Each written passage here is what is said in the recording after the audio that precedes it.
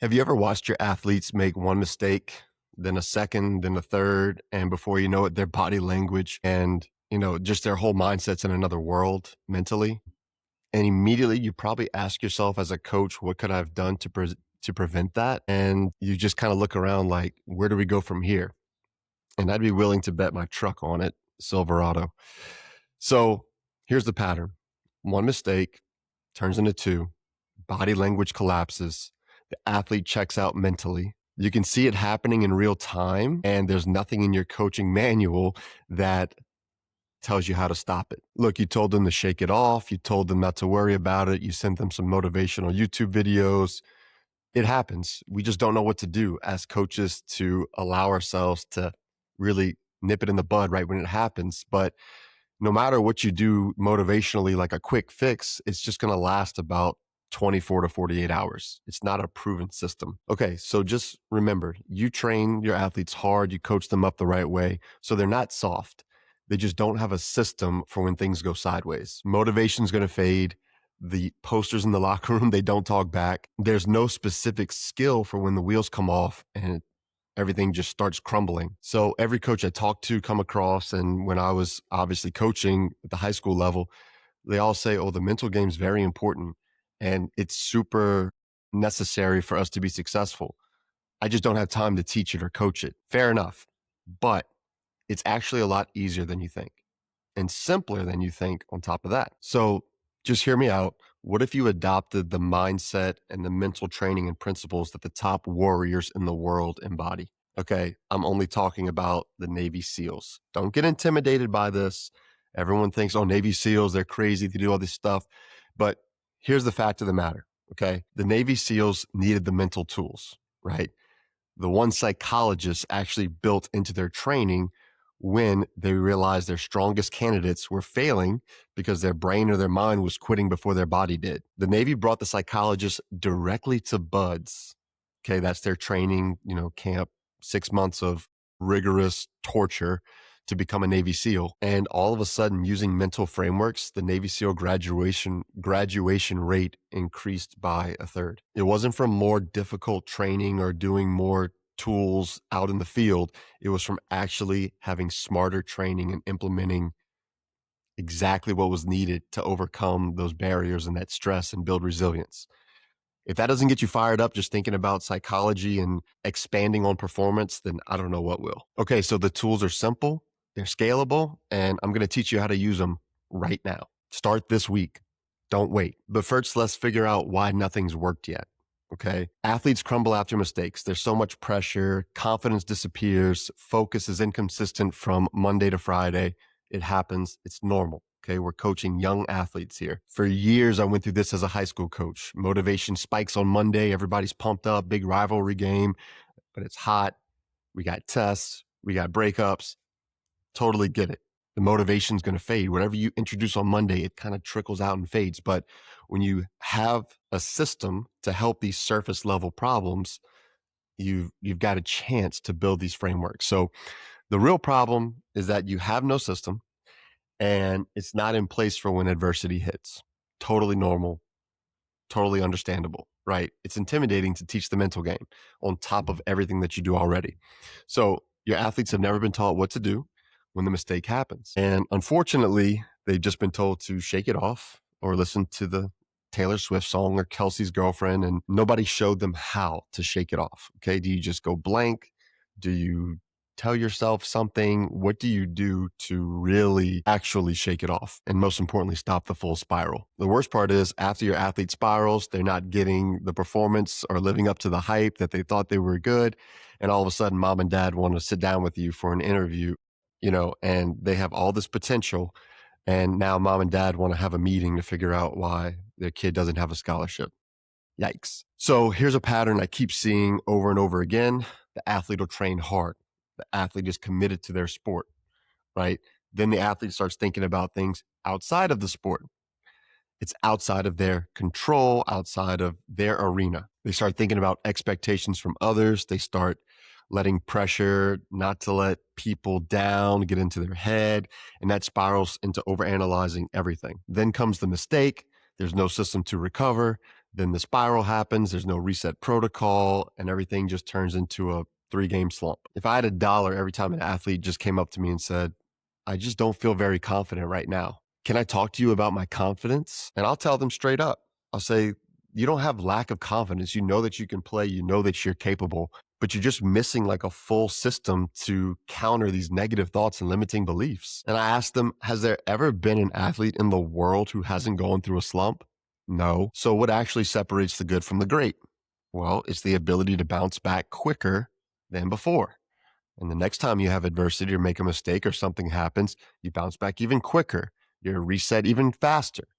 And all of a sudden, you correct that process and everything that leads up to it before the next competition. And then you become a great athlete. But let me just be clear about this. Don't expect mental toughness and resilience to show up on game day without teaching it. And no, I'm not talking about, oh, wait, we did all these sled pushes and cold plunges in the summer and we worked them till they threw up every day. That doesn't matter. Okay. If you don't have an actual system, you could be in the best shape of your life, like the Navy SEALs who showed up as bodybuilders, former Navy football players, and were dropping out like flies because they weren't up to date mentally with the skills and tactics that were needed to overcome those limiting beliefs or thoughts of simply, I can't do this. Look, I've been part of teams and cultures that, coaches will actually say, practice is kind of a joke, but they flip a switch on before Friday night and all of a sudden they just come out and play. Well, yeah, it's easy to play when we had like a 5-star player just scoring touchdowns left and right. You better have a system. You better have a culture built behind resilience, confidence building, and just total compartmentalization of mistakes. So first objection I get, Grant, I don't have time to add this to what we do.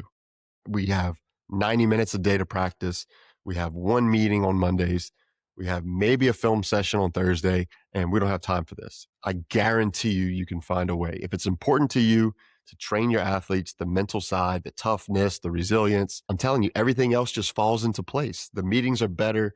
The practice is better. The leadership becomes exponentially better. And I'm telling you right now, you can coach one tool a day in 3 minutes or less, no doubt. So I always like to say that at some point you're going to lose to the team that's mentally and physically tougher than you. Of course, physically tougher, that's something out of our control. Okay. If a team is literally just bigger and stronger than you, it's tough. But when they're mentally stronger than you, it's a wrap. Okay. So if you're still here, now it's time for the good stuff. 7 tools that you can use right now. Teach one tool a day, adopt one for a week, do whatever you need to do. But these are as simple as it gets. Look, I'm not a genius. I'm not the person that came up with this. This is just proven actual psychological science, which I love to study. I love to watch and read and learn about, and applied it to the most difficult training in the entire world for the greatest warriors of all. So number 1, segment your tasks into micro goals. Okay. As soon as you start to think about the big picture, you start to panic, right? So even as a coach, we have to just be present right here, right now.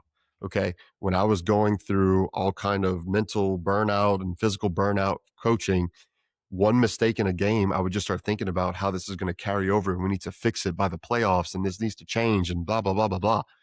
Forget about it. What's the most important step right now? Okay. When the candidates would get there and think about the 6 months they had ahead of them, they'd already start tapping the bell. All right. But the ones who said the only thing I was worried about in this moment was to tie my shoe, those are the ones that had the right mindset and they would essentially make it through the training. I've had it before. I mean, I've had a captain one time, he would come up to me during training camp, like August 2nd, and we weren't playing until September 8th. And he would say, I mean, we're having a horrible practice. I mean, what are we doing? We're going to be horrible. We can't make it back to the state championship and blah, blah, blah, blah, blah. And I wish I could just smack him, but I couldn't. But I would say, just snap out of it, bud. Hey, what do we talk about? Take a deep breath, stay focused. What's important right now? What can we do in this drill to get better? And then he would jog back to the drill, and all of a sudden he would calm down, and then his body language would get better, and then he would work his way into a positive, better mindset. He was thinking about the negative, which I'm not saying is a bad thing, but at the same time, he had to stop the panic so that he could focus on that drill right then and there. Okay, number 2, run a mental rehearsal. All right. This is a concept of visualization, mental imagery. I'm not saying get everybody in a classroom and do it for an hour thinking about the game, but there's a method to the madness in keeping this very simple. So, one thing I used to do as a coach, if we were playing a team on Friday and it was Tuesday and we'd go into a difficult part of the practice, I would start saying, okay, look, let's start envisioning the purple helmets. Let's start thinking about the crowd, start thinking about the music. The band's going to start playing. It's third down. We've got to get a first down. All the things you can imagine just being present in that moment. You know, it's hot, we're sweaty, we're tired, just like we are now, but we're seeing it and we're seeing it happen. So when you lay down the foundation or you think about the actual input and sensory input that you're going to need or output that you're going to have on that game or competition, you can start to rehearse it and you start to see things a little bit clearly. And backtrack a little bit, use this before practice. Say, look, hey, today's going to be a hot one. It's difficult. What are we going to do differently today than yesterday to get better? What do we have to do to get 1% better today? And rehearse it in your head, in your mind, and teach them, look, it's okay to think about things ahead of time and to put yourself in your shoes. At night, what a great time to recap the day's work and then think about being in that situation or practice tomorrow and rehearse it in your head over and over again. Look, it works. It's a system. It's a process. Mental rehearsal, incorporate it. Tool number 3, you better be the captain of your internal dialogue and your self-talk. Okay. I'm not saying just think that negative self-talk or saying negative things to yourself is going to happen. I'm saying you better have a reset for your players the second that it starts to happen. The second that you feel it happening or the body language changes or the focus drops and you can see that they're beating themselves up. You know, the famous one is beating themselves in the head with their helmet or breaking something. Immediately, you know, the self-talk is garbage. So they need to have a trigger. I think you could combine it with the entire culture, the protocol, what you guys want to make sure that it's all the same thing. Look, hey, let's get back in the green. Make sure we get focused up. Hey, we are the champions. Hey, champion talk, champion mindset, whatever you need to help your program, help your players get after it and change the dialogue, the better off you'll be. So practice it, have a word of the day, have a set of the week or setup of the week that will help you basically teach this to your players. And you use it as a coach too. If you start having negative internal dialogue battle inside your head, feed the positive, right? But have a reset right away. Tool number 4, super important in high stress moments and at some point throughout the day, you need to teach them box breathing. Okay. This is proven method. This is as simple as it gets, but basically box breathing, inhale through the nose 4 seconds, hold it for 4 seconds, exhale for 4 seconds, and then hold that spot for 4 seconds. And just do this every day. You know, any chance they get, have intentional breathing, you know, don't be just a mouth breather, but in a time where you think things are stressed or there's a high intensity moment, that's when you incorporate the box breathing. So I would always use it with the players midway through practice, halftime, third quarter, big drive. Hey, let's get some breaths in. Let's start getting that reset and, you know, calm down a little bit, use that energy but just keep our nervous system kind of at minimal arousal to go operate and execute right now. Okay, tool number 5, have a stress is enhancing mindset, right? So when you think about stress, it's literally just your body going into fight or flight. And when that happens, you're preparing yourself for battle. All right. The situation you want to avoid is when they start to think that, oh my gosh, I'm stressed and nervous and I'm freaking out. And now all of a sudden they do start to freak out, heart rate's out of control, and then the spiraling starts. And then we start thinking of, you know, oh my gosh, I can't do this. Time out. When you start feeling the nerves, teach them that this is your body priming for competition. This is what you've trained your nervous system to do. This is what you've trained your body to do. It understands you, it respects it, and this is your time to become a warrior. And when you start to trust yourself like that, and you start to see the nerves as priming, then all of a sudden the mind shift changes and your actual neural networks start to say, oh my gosh, I'm ready for battle. And it like excites you in a good way because nerves and excitement is all the same thing. It's all the same thing. Okay, tool number 6, compartmentalization to stay present. So, what do I mean by compartmentalization?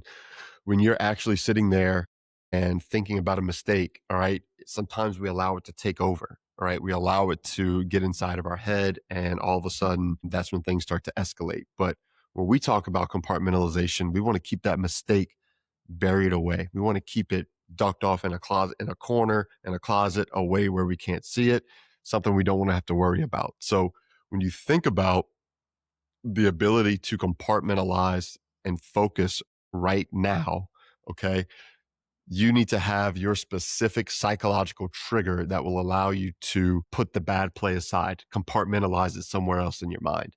So I wrote another article about the next play mentality. Stop telling your athletes to move on. There's a link in the description. By the way, I write all my articles and posts on Substack, and I'm actually reading off of my Substack post as I create this video. So call it the audio and visual version of my long form newsletter. So when you have a reset, don't just tell them to move on. Hey, next play. Just have an actual specific cue for them and challenge them to think about it. Dive into this tool and say, what are some ways that I can use it for my sport? Because, whatever I use as a quarterback when I was a Division I quarterback is not the same thing I'm going to use with my swimmers who are Division I and swimming a mile. It's a totally different setup. Okay, tool number 7, master attentional control. Now, look, I taught in high school. I coached high school.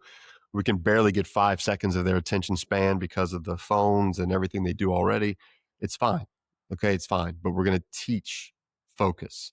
So my challenge as a coach, to you as a coach, to your players, is to simply tell them, hey, I'm going to clap. And then for 20 seconds, I need undivided attention. And, call out the freshman or whatever that is watching butterflies pass into the sky. But have them practice focusing on nothing but you and the voice and what you're saying for 20 seconds. And just say, look, that's all I need. All I need is 20 seconds. Explain a drill, get a point across, and then move on. As they get better, move into 60 seconds. Say, hey, 60 seconds, all in, here we go. Clap, have them focus on you, locked in, every word you're saying. It's going to be hard for a lot of them because they're just not used to focusing on anything at once. It's difficult. But once they start to get pretty good at this, learning how to focus, then you start adding distractions. So I was famous for walking out to certain drills that were very important to us. And after we got into a pretty comfortable rhythm, I would bring out a speaker and I would always play some loud Metallica, and it would distract them and it was hard to communicate. And we needed that. But then they started to like Metallica. So I started throwing on Taylor Swift or Imagine Dragons, and they never liked that. So find a way to distract them, but challenge them to stay focused, challenge them to stay present in that actual moment. And that way you can give them tools to operate mentally of, okay, there's loud noise going on, there's something happening, and I need to focus and lock in on this play right here, right now. It works. Also, I put a link in my newsletter.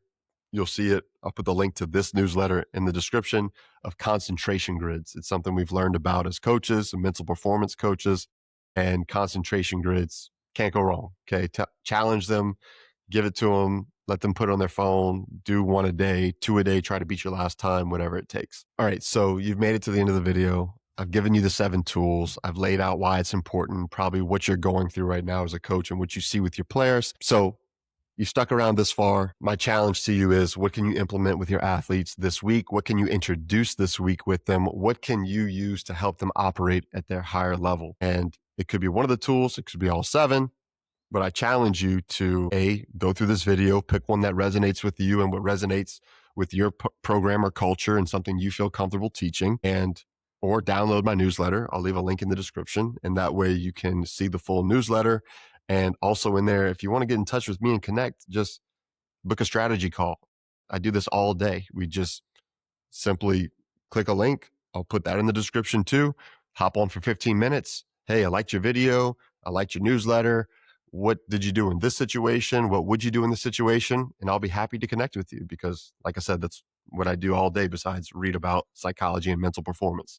So those are the 7 tools. I made it super simple. If you want to learn more about how I help athletes and work one-on-one with my college athletes, I'll leave a link in the description to that as well. You can just go to grantchesson.com. You can see a quick short video about what I do with my time in the 16-week program I implement with athletes, trying to build confidence, trying to build resilience, trying to build a foundation as they move forward. And the goal is to just be completely fearless. So if you enjoyed this video, please give it a like, and I'll see you on the next one.